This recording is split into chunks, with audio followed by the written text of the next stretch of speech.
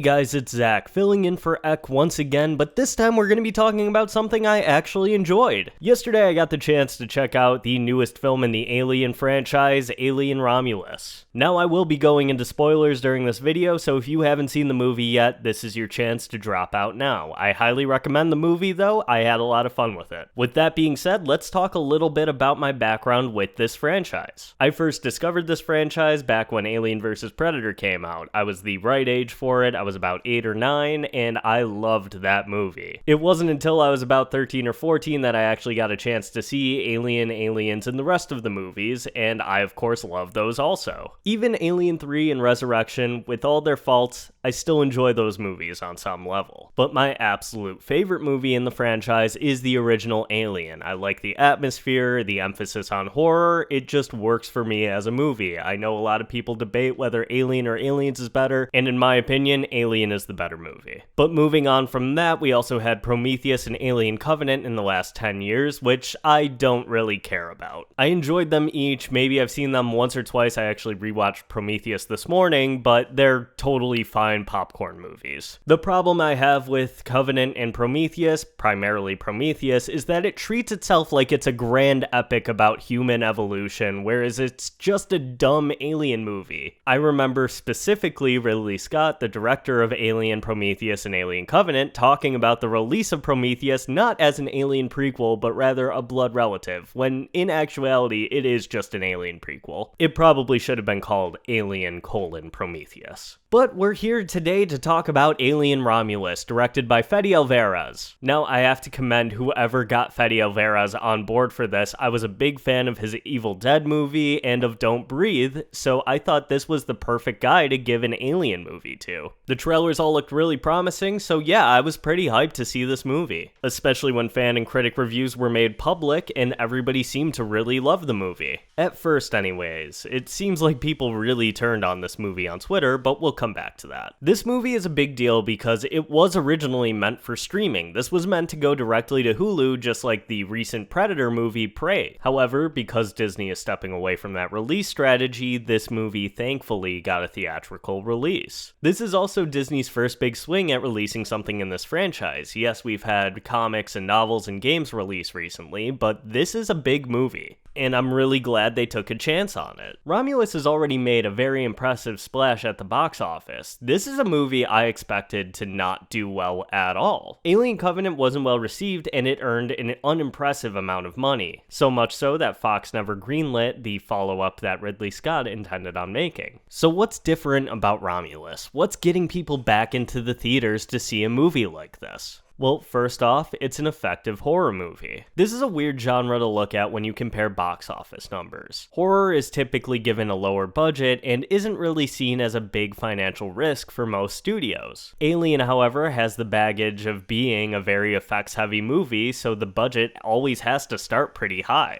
Especially with a movie like this that relies so heavily on practical effects. And that's one of the biggest benefits of this movie compared to something like Alien Covenant, is that I feel like all of these creatures are there. Some of the creatures in Covenant look so fake, and it's amazing that a Ridley Scott movie has effects that are this poor. With Romulus, Fede Alvarez just knows how to frame a shot when you have practical effects like this. Looking at his Evil Dead movie, most of the effects there are practical as well. He has a real love for the physical aspect of filmmaking, and that's conveyed on screen. All of these sets are actually there. The green screen is absolutely minimal. And somehow, Fede Alvarez was able to make this movie with a much smaller budget than I would have even expected. $80 million may seem like a massive amount of money to make a movie, but in terms of the other movies like this that release into theaters, that's a massive risk. Especially when you compare it to the financial failure of a movie like Borderlands. That movie supposedly was originally shot as rated R, but trimmed down to PG-13 so that more people would see it. So Alien Romulus releasing into theaters and being successful at the box office is big for R-rated horror movies movies like this. However, I fear that studios, especially Disney, are going to see this victory and double the budget for a follow-up movie and not be able to hit the same points that Romulus was able to exceed at. Romulus is successful because it has a love and appreciation for this franchise that many fans are seeing up on screen and enjoying, but also it manages to be a conveying story for newcomers to the franchise. Yes, it has connections to earlier movies, but I don't think that'll be lost on casual fans or newcomers to the series. It seems to me that Fede Alvarez had a very specific idea for sequences he wanted to see in an Alien movie and then wrote the plot around that. This allowed for some really interesting action sequences and some suspenseful sequences as well. This is exactly the kind of thing you're going to want to see if you are a fan of these movies. You want these cool new sequences that we haven't had before, but you don't really care if it's surrounded by characters and story that you can't relate to or don't care about. Thankfully, Alien Romulus has a lot of characters that you grow to love and a story that makes sense. I want to really highlight the make sense aspect of that, since Prometheus and Alien Covenant have a bunch of characters that seemingly just do things specifically to move the plot forward. Here, every single character motivation or action that they take is relevant to the story. So the story takes place in between Alien and Aliens, which is the perfect point to be able to make a movie like this since there is a 60-year gap between those movies. Nothing needs to be seriously retconned or over-explained in order for us to get right into the story. Our main character is Rain, portrayed by Kaylee Spaney, who is doing a terrific job, by the way. She's great in this movie and earlier this year in Civil War. She's also accompanied by a refurbished android who she claims is her brother, named Andy. Andy is portrayed by David Johnson, who I was completely unfamiliar with earlier, but he steals the show. This is the performance that the movie is worth watching for. Now, Rain and Andy, I'd say, are the only two fully developed characters. I like all the characters, but they don't really get as much time to shine as these two do. I did like these characters, they just don't get nearly enough screen time in order for me to become attached to them. We also have to discuss the giant elephant in the room that seems to be making Twitter very unhappy. Another android is introduced later on in the movie that is partially damaged and is modeled after Ash, the android from the original Alien movie. Now, this is very controversial because Ian Holm, who portrayed Ash, passed away in 2020. A lot of people are comparing this to The Flash last year, recreating Christopher Reeve for a brief cameo on screen. However, there is a difference here. The filmmakers wanted to be as respectful to Holmes' estate as possible. They discussed having his reprisal with his widow ahead of even putting him into the movie, made a physical prop that looked like Ian Holm to be used on set, and allowed the family to be involved with the recreation any way possible. They also decided to forego the use of AI to recreate his face or voice. They brought in a sound-alike for the dialogue, and I think he's doing a pretty good job recreating his voice. In the CG used to clean up any kind of issues with the animatronic on set is minimal at best. Your eye may sense a bit of uncanny valley, but it kind of works with this character to begin with. Ash was always a very unsettling looking android, and the fact that he's pretty much destroyed at this point works out for me, especially later on in the movie when you mostly see him via video screen.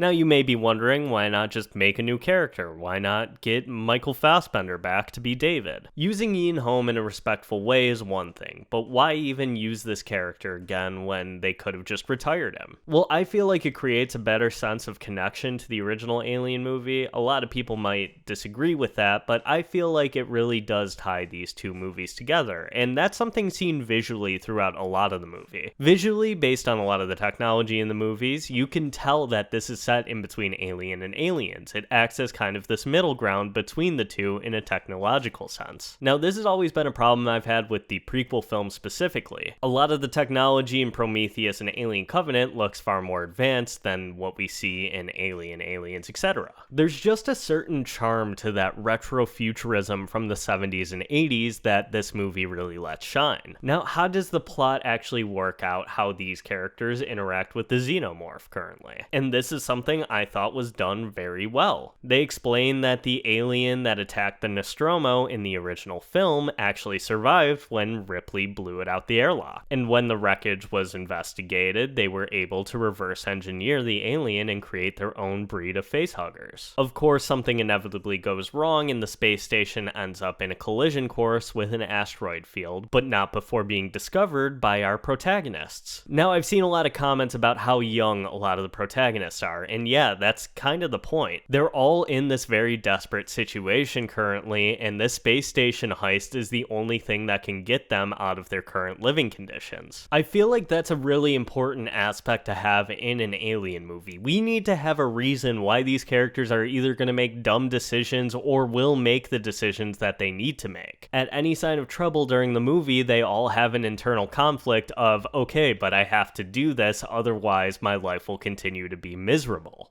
So that was an aspect I really liked about the movie, but let's get into the good stuff. Let's talk about the xenomorph action in the movie. Now, based on the trailers, you're probably already well aware that there are a lot of facehuggers in this movie, and that was something I really enjoyed. Facehuggers are disgusting and terrifying, and the way that they're used in earlier Alien movies is effective, but here they are a menace. They're some of the grossest facehugger visuals we've ever seen on screen in this movie. And if you've seen the 2013 Evil Dead, you know how gross this director can get with a lot of his visuals. Some of the sequences he must have had written forever were things like trying to walk through a room of facehuggers without being noticed, and the zero-gravity xenomorph gun battle. This was my favorite aspect of the movie. They have guns on the space station, but they can't use them because they're on the bottom floor of the station. If they shoot at a xenomorph, the acidic blood will melt through the floor and breach the hull of the space station. So how do they get around that? They turn off the gravity. This movie also has some ties to Prometheus and Alien Covenant, something I genuinely didn't expect to see. The black goo from Prometheus makes a brief appearance in the movie, and I expected them to just kind of mention it and then walk away, but it comes back in the finale in the craziest way possible. Again, I want to reiterate, if you haven't seen the movie yet, you do not want to be spoiled about this, especially if you're a fan of these movies. One of the protagonists named Kay is revealed to be pregnant early on in the movie and is gravely injured. They discuss potentially injecting her with the black goo, but they're only given a 25% chance of survival, so the next step is to get her into cryosleep before she dies from her injuries. She injects herself with the black goo, and it does something horrible to the baby. Now, we've seen human xenomorph hybrids in other movies, but this is the first time I think it's effective. We get this ghostly white engineer-looking humanoid figure, but with aspects of the xenomorph mixed in. I haven't really looked into what other people think about this, but I love it. It has to be one of the most interesting-looking alien variants we've seen since the Queen alien, and it results in a pretty good action sequence. What I have seen about the movie is that it relies too much on nostalgia, which I do think is part of it. It does have a love for the original movies, and that's okay. I don't think it goes overboard, though. There is one line that's a little eye-roll inducing, and bringing back Ian home is going to be upsetting for some people, but I think they did it in the most respectful way possible. Aside from that, I really loved Alien Romulus. It's probably my third favorite movie in the franchise. I do really hope we get a follow-up and maybe even see a Prey sequel on the big screen, but as I said before, I want Disney to learn the right lessons from this movie. It worked because somebody with a vision came in with an idea for an alien movie rather than a studio telling somebody to go make an alien movie with these things in it. Fede Alvarez has expressed interest in returning to this and even co-directing an Alien vs. Predator movie with Prey director Dan Trachtenberg, which sounds interesting, but I can't imagine we'll ever see that. In terms of a follow-up though, I'd say find somebody else with a unique voice that they can lend to the Alien universe. We don't need mind-blowing stories or narratives that make us change everything. I just want good sci-fi horror movies like what we had with Romulus. That's it from me though. I really love the movie, but let me know what you thought about it down below. Thank you so much for watching, and we will see you in the next video.